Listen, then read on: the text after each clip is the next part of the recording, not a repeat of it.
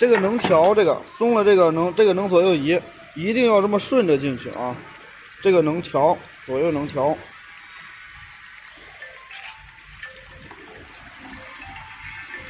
对，两个丝儿就出来了。稍等一下啊。手动，然后出来以后，你得看看这两根丝儿，这一个长一个短不行。你看啊，最有问题就是说，你看这个廓大，这个廓小，这个就是长了，这个短了，这个长点就行。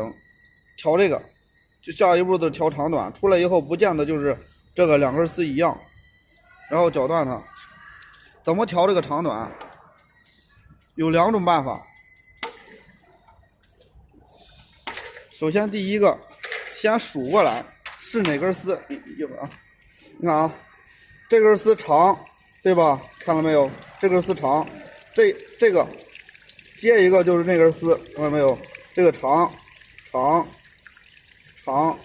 这个转进去应该是这根丝长，这根丝短，这根丝长，这根丝短，那根丝长，把那个压一下。压一下，记住这个压的有技巧的，不能压的劲儿太大了。对，稍微松一下这个，对，两边调均匀。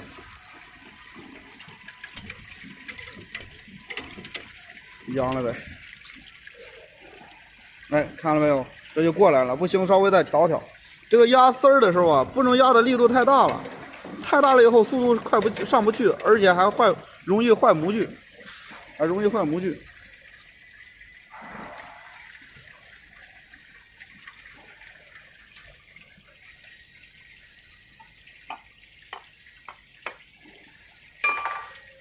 对，稍微再压一下，如果它还长的话，再压一下。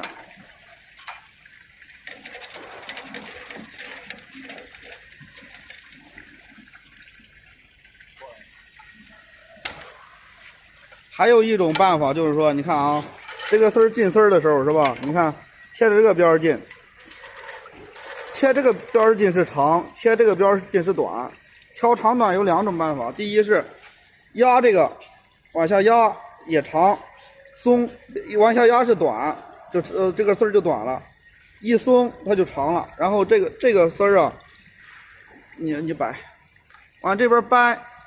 对，它就长，这根丝儿就长，往后推就短。意思就是说，这根丝儿啊，贴这个边是长，贴这个边是短，贴这个边是长，意思就这么一掰，它就长，这么一掰。